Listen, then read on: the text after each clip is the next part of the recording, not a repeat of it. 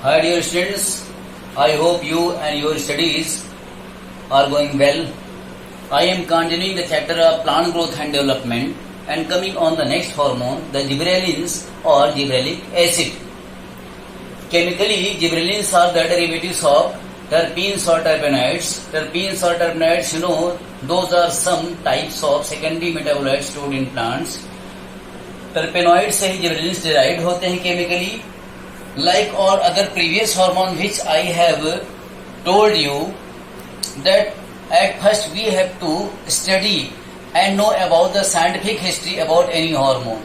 कि किस साइंटिस्ट ने किसी हार्मोन के बारे में क्या जानकारियां दी, पहले ये हम बात करते रहे हैं. तो सबसे पहले देखेंगे किस साइंटिस्ट ने क्या वर्क और क्या इंफॉर्मेशन दी है जिब्रेलिन के बारे में. Firstly I am telling here about the informations given by E Kurosawa.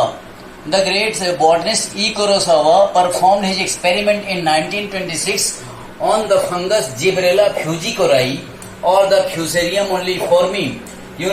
This particular fungus belongs to the class Deuteromycetes or fungi imperfecti.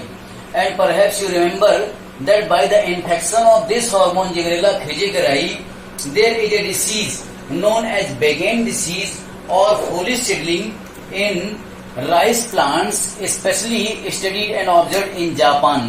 तो जिब्रेला फ्यूजिकुराई या फ्यूसेरियम ओनलीफॉर्मे के इन्फेक्शन से बेकेन डिसीज या फुलिश सीडलिंग डिसीज जापान के खेतों में देखी गई थी.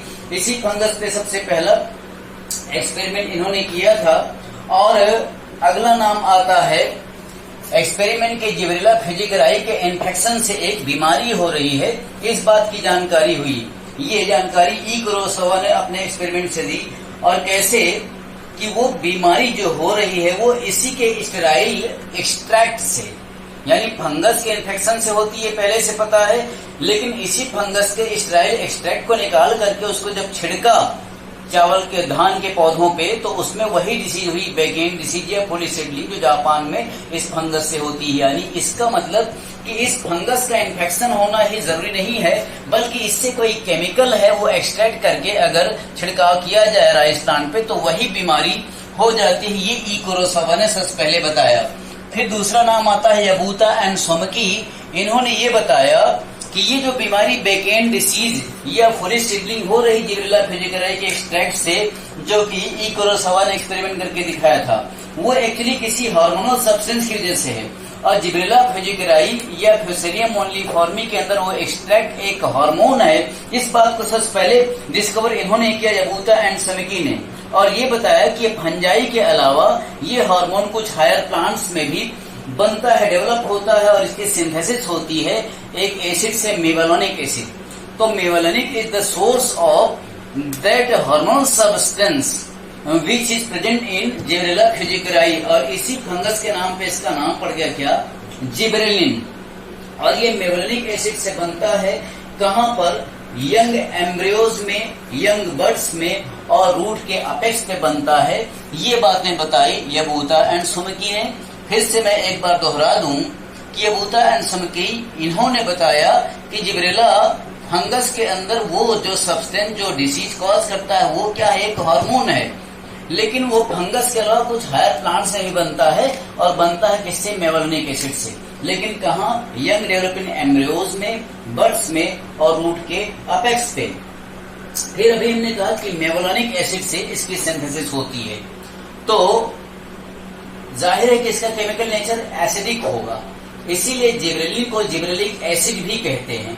और हमने पहले ही बताया कि plant hormones are not a single entity.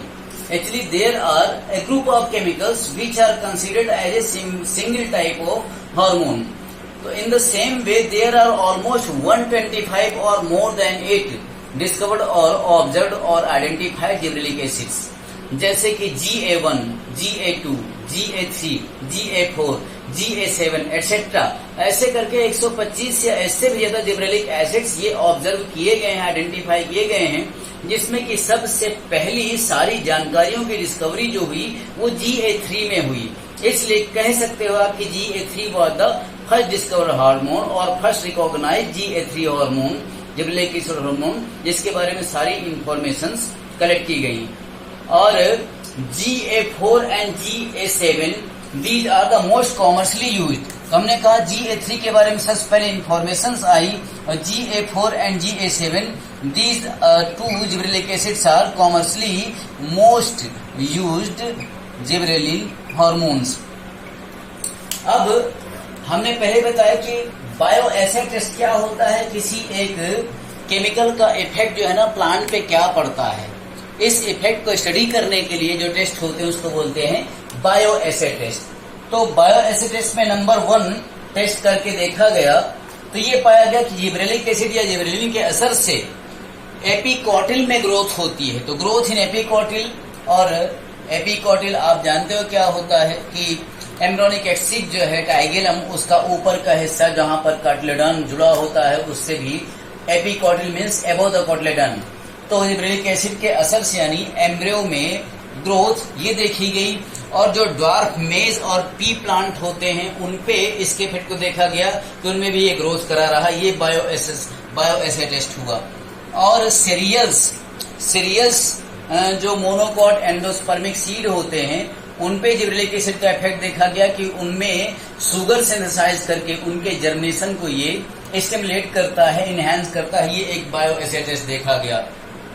अब देखें मेनली कि एक्शंस एंड इफेक्ट्स क्या होते हैं। What actually the action and effects of gibberellin hormones और gibberellic acids are observed in plants which are used in agriculture industry. तो सबसे पहला इफेक्ट हम बताएंगे कि इंक्रीज इन लेंथ। अच्छा, इस तरह से यहाँ पर आप देख लो क्या क्या effects. Increase in length, bolting effect, elongation effect and shape maintenance, delay senescence in fruits, malting process in beverage, seed dormation को इनहिबिट करना, और जुवेनाइल जैसे कॉनिफरस की मैच्योरिटी को इनहेंस करना। ये कुछ वर्क हैं जो हमने अभी एज जनरल आपको ऊपर बता दिया। अब मैं इनको एक्सप्लेन करूंगा, आप ध्यान से सुनो। सबसे पहला इफेक्ट हमने क्या कहा, increase in length. Gibberellic acid का ये बहुत इंपॉर्टेंट इफेक्ट है, क्योंकि पहले बताया कि ऑक्जिन, जिबरेलिन, साइटोकाइनिन्स ये क्या होते हैं, ग्रोथ प्रोमोटरी हार्मोन होते हैं। Gibberellins exert the effect of increase in length. Increase in length of what, length of plant axis and grapes में खासकर अंगूर के स्टैक जो होते हैं फलों के साथ वो लंबे हो जाते हैं जिबरेलिन्स के असर से, ये देखा गया। प्लस स्टेम का इंटरनोड जो है, दो नोड्स के बीच में इंटरनोड्स जो है, दो गांठों के बीच में स्टेम जो है उसको ये बढ़ा देता है। तो अगर इंटरनोड की लेंथ बढ़ रही जिबरेलिक एसिड के असर से तो इसका मतलब कि स्टेम एलोंगेट कर रहा है, ये इंक्रीज इन लेंथ वाला इफेक्ट हुआ। इसका सबसे ज्यादा असर देखा गया शुगर केन। शुगर केन के इंटरनोड्स अगर लंबे हो जाएंगे तो जाहिर है कि पूरा शुगर केन ही लंबा हो जाएगा, और गन्ने अगर बड़े बड़े हो गए खेत में तो जाहिर है कि उनमें जूस, उनकी प्रोडक्टिविटी बढ़ जाएगी। तो जिबरेलिक एसिड के इस्तेमाल से देखा गया कि पर एकड़ 20 टन तक जो है शुगर केन की जो प्रोडक्टिविटी है, पैदाइश है, वो बढ़ गई। ये बहुत अच्छी इसका एक एग्रीकल्चर इकोनॉमिक्स में बेनिफिट मिला। प्लस कैबेज आप देखते हो क्या, एक रोजेट प्लांट है। रोजेट प्लांट का मतलब क्या कि जहां पर दो नोड्स के बीच जो इंटरनोड है वो बहुत शॉर्ट है, तो एक नोड और उसके जस्ट बाद तुरंत अगला नोड, वो लीफ बहुत ज्यादा जो है ना वो बंच में है। तो अगर इन पे एप्लीकेशन किया जाए जिबरेलिक एसिड का तो वहां पर इंटरनोड एलोंगेशन हो जाएगा। तो ये पूरा इंटरनोड एलोंगेशन को बोलते हैं क्या, बोल्टिंग इफेक्ट। तो bolting effect is exhibited by gibberellins which means the elongation in internodes especially observed in sugarcane and rosette plants like cabbage। ये इफेक्ट हो गया। फिर अगला इफेक्ट है कि ये शेप मेंटेन करता है, एलोंगेशन करता है और सेनेसेंस को डिले करता है किनमें, फ्रूट में। जैसे एग्जाम्पल है, बहुत अच्छा इसका असर देखा गया एप्पल में। तो एप्पल के शेप को मेंटेन करेगा और उसकी लंबाई बढ़ाएगा, और जब तक कि सही समय ना आ जाए तब तक उस फ्रूट के सेनेसेंस यानी एजिंग को रोकेगा, तो वो जो है ना गिरेगा नहीं टूट करके अपने पेड़ से। तो इससे क्या होगा कि बागान के पौधों पे फ्रूट को लंबे समय तक रोका जा सकता है जिबरेलिक एसिड के असर से, क्योंकि ये फ्रूट को सेनेसेंस को इनहिबिट करके उसको गिरने से रोकता है। फिर अगला इफेक्ट क्या है, यहाँ पर अभी हमने बताया था malting process. Malting process is one of the many process used in beverage industry, जहां पर कि अल्कोहल यानी शराब जैसी बेवरेज ड्रिंक जो बनती है उनमें एक प्रोसेस होता है माल्टिंग प्रोसेस। तो जिब्रेलिक एसिड के असर से माल्टिंग प्रोसेस वो एनहेंस होता है, जिससे कि बेवरेज इंडस्ट्री में एक इकोनॉमिक फायदा होता है। फिर जिब्रेलिन जो है सीड के मामले में डोरमेंसी को इनहिबिट करता है। आपको जानना चाहिए कि डोरमेंसी वो फिनोमेना है जहां पर सीड के अंदर का एम्ब्रियो, उसकी मेटाबॉलिज्म काफी लो हो जाती है, क्योंकि बाहर का जो एनवायरनमेंट है वो फेवरेबल नहीं होता है। तो डोरमेंसी एक ऐसी फिनोमेना है जो कि अनफेवरेबल कंडीशन में भी सीड को सुखा करके वाटर मॉइस्चर कम होकर और एम्ब्रियो को वाइटल जिंदा रखते हैं, और जब फेवरेबल कंडीशन आ जाती है तो डोरमेंसी ब्रेक होकर जर्मिनेट हो जाता है सीड। तो डोरमेंसी को ब्रेक करता है जिब्रेलिन और उस सीड को जर्मिनेट करने में हेल्प करता है। ये एक इफेक्ट हो गया। यहाँ तक कि कई छोटे छोटे पौधे जो होते हैं जुवेनाइल स्टेज, उस जुवेनाइल स्टेज को खत्म कराकर उनमें मैच्योरिटी लाता है जिब्रेलिक एसिड। जैसे कि कॉनिफेरोप्सिडा के प्लांट्स में जिब्रेलिक एसिड का ये असर देखा गया कि उनमें मैच्योरिटी को वो प्रमोट करता है। इसके अलावा वो सीड जिसमें डोरमेंसी को तोड़ा हुआ तो उसके जर्मिनेशन को भी इनहेंस करता है जिब्रेलिन। जर्मिनेशन होने के न्यूट्रिएंट्स चाहिए भाई। एक सीड जर्मिनेट करेगा उसमें रेडिकल प्लूमेल ग्रो करेंगे, तो उसके लिए एनर्जी और न्यूट्रिएंट के सोर्स चाहिए। तो सीड के अंदर फूड को डाइजेस्ट करने के लिए हाइड्रोलिटिक एंजाइम्स ये अवेलेबल कराता है gibberellin. Hydrolytic enzymes will be increase in seed by the effect of gibberellins, जिससे कि न्यूट्रिएंट्स की अवेलेबिलिटी बढ़ेगी और उस न्यूट्रिएंट से जर्मिनेशन ऑफ सीड ये प्रमोट होगा। जिब्रेलिन का एक और असर क्या कि वर्नेलाइजेशन की जरूरत नहीं पड़ेगी। वर्नेलाइजेशन जिसको कि हिंदी में बसंतीकरण कहते हैं हिंदी में, लेकिन वो एक तरह का कोल्ड ट्रीटमेंट होता है, चिलिंग ट्रीटमेंट होता है सीड को जर्मिनेट करके। और इसी चैप्टर में आगे मैं उसका लेक्चर पेश करूंगा आपके लिए वर्नेलाइजेशन पे। अभी आप सिर्फ ये जान लो कि जिब्रेलिन जो है ये वर्नेलाइजेशन की जरूरत को खत्म करता है, उसका सब्स्टिट्यूट है ये। और कुछ प्लांट्स में जिब्रेलिक एसिड के असर से जो फ्लावर्स हैं वो मेल उनमें प्रमोट होता है, मेलनेस प्रमोट होता है, यानी पोलन ग्रेन्स और ये जो भी एंड्रोसियम की यूनिट्स हैं इन सबको प्रमोट करता है। तो मेलनेस प्रमोटिंग हार्मोन भी जिब्रेलिन होता है। ये जितनी बातें अभी हमने बताई घुमा फिरा करके अगर ये सारी बातें आप देखोगे तो कई सालों में अगर कोई क्वेश्चंस आते थे इन्हीं में से आते रहते हैं, आपको याद रखना है। अब मैं आगे बताऊंगा आपको साइटोकाइनिन हार्मोन के बारे में।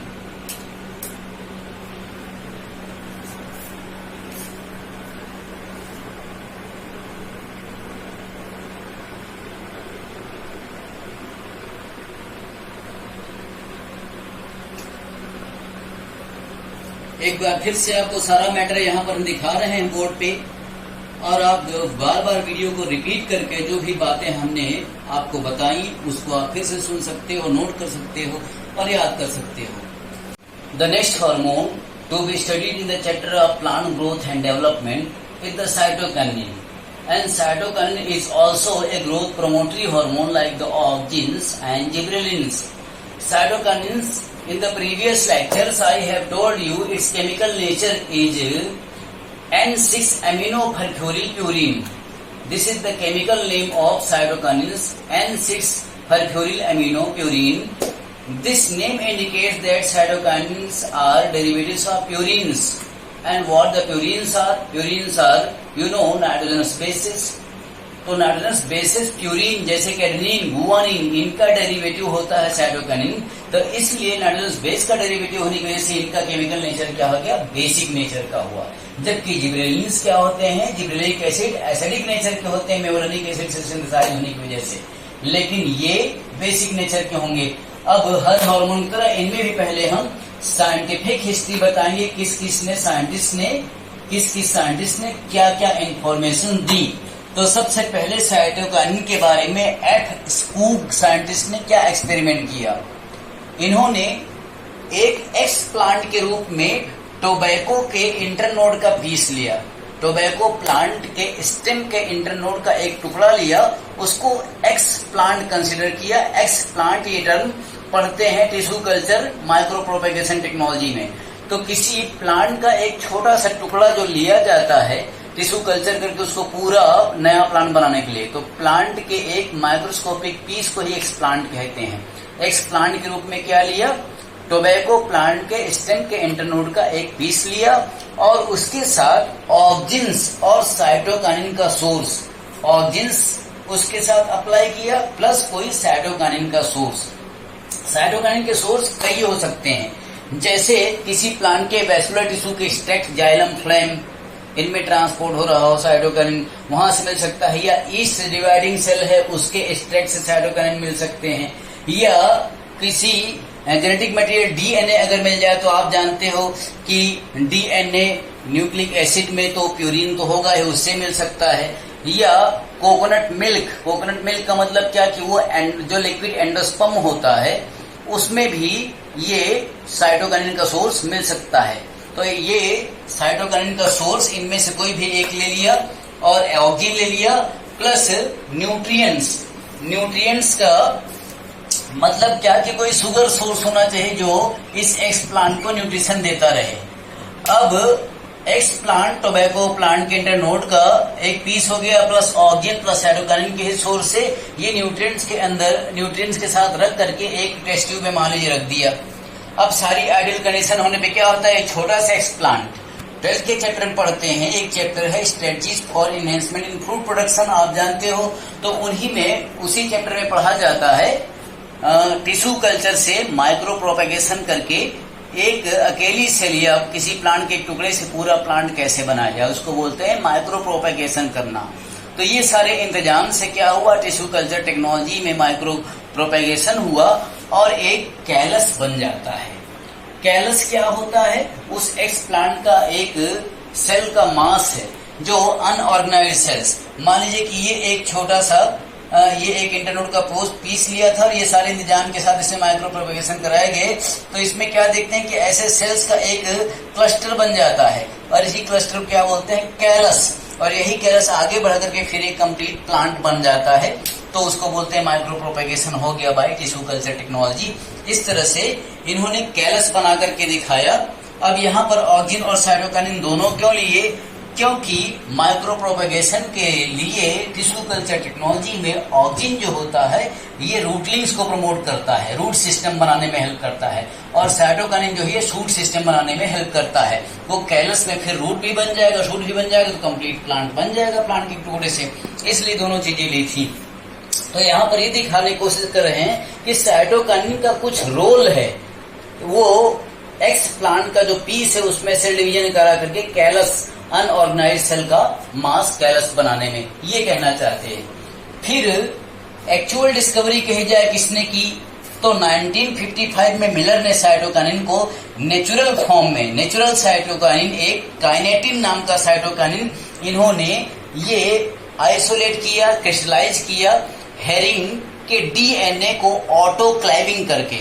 ऑटोक्लेविंग एक टेक्नोलॉजी जहां पर की डीएनए से उन्होंने काइनेटिन नाम का एक नेचुरल साइटोकाइनिन ये आइसोलेट किया, उसके क्रिस्टल तैयार किए और फाइनली कंक्लूजन दिया कि ये काइनेटिन जैसे नेचुरल साइटोकाइनिन्स प्लांट में भी हर उस पार्ट में मिल सकता है या बनता है जहां पर की एक्टिव सेल डिवीजन हो रहा हो, जैसे कि रूट अपेक्स है, शूट अपेक्स है, यंग बर्ड्स हैं, यंग फ्लावर्स हैं, यंग फ्रूट्स हैं, इन सब में साइटोकाइनिन के नेचुरल सोर्सेज हो सकते हैं, ये मिलर ने कंक्लूड किया।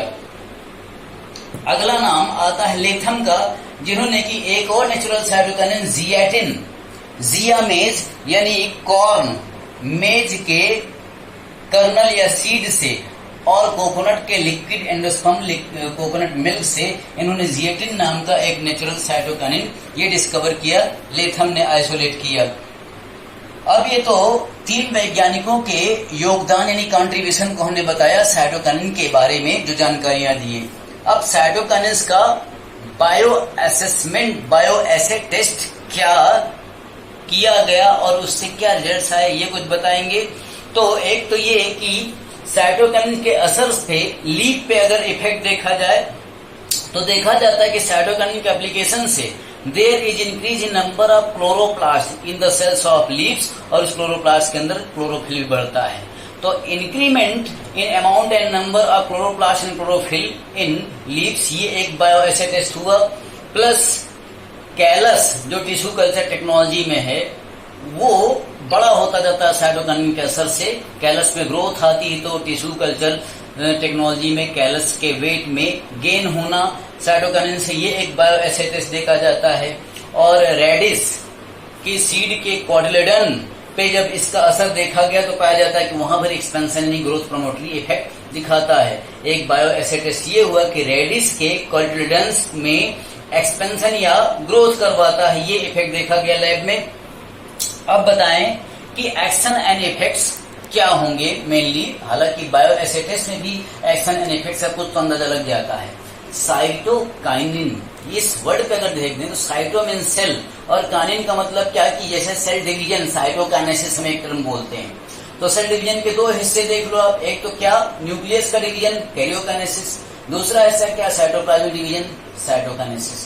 तो माइटोसिस के साइटोकाइनेसिस वाले पोर्शन को ये हार्मोन स्टिमुलेट करता है, तेज करता है, यानी ये एक सेल डिवीजन को प्रोमोटरी, माइटोसिस टाइप के सेल डिवीजन को प्रोमोटरी इफेक्ट करने वाला हार्मोन है, इसलिए इसको एक माइटोजेन भी कह सकते हैं। ये इसका इफेक्ट होता है। ये लीव्स का नंबर इस तरह से बढ़ जाएगा, जो शूट अपेक्स पे लगातार एपिकल मेरिस्टेम में डिवीजन होगा तो जाहिर है कि नई नई लीफ की बड्स बनेंगी तो लीव्स का नंबर बढ़ेगा। हालांकि लीव्स में क्लोरोप्लास्ट का नंबर भी बढ़ता है, इसके असर से बायोएसिटिस में ही बनाया है। और इसका एक इफेक्ट होता है कि एपिकल डोमिनेंस का वाला जो इफेक्ट होता है उसको न्यूट्रलाइज करता है। आप याद करो ऑक्सिन का इफेक्ट क्या होता है कि शूट अपेक्स पे जो बड होती है वो ऑक्सिन को इस्तेमाल करती है, तो अपेक्स जो है एपिकल बड ही डोमिनेंट कर जाती है। लेटरल बड वो ग्रो नहीं कर पाती क्योंकि उसमें ऑक्सिन कम मिल पाता है। ये ऑक्सिन का इफेक्ट है, लेकिन इसका उल्टा इफेक्ट ये कर रहा है कौन, साइटोकिनिन। एपिकल डोमिनेंस के इफेक्ट को ये ओवरकम करता है और जो लेटरल बड से लेटरल ब्रांचेस हैं उनको इंक्रीज कराता है। तो उससे क्या होगा, हेज फॉर्मेशन बनने में, ब्रांचिंग करने में, झाड़ियां बनाने में ये इफेक्ट करता है cytokinin, overcoming the effect of apical dominance. ये हो गया। प्लस लीफ को झड़ने से, सेनेसेंस होने से ये डिले करता है। तो delay the ageing and senescence and furring process in leaf, तो इसलिए लीफ लंबे समय तक हरी भरी रहेंगी और पेड़ पे, पौधों पे वो मौजूद रहेंगी। इस तरह के प्रोमोटरी इफेक्ट साइटोकिनिन में देखे जाते हैं।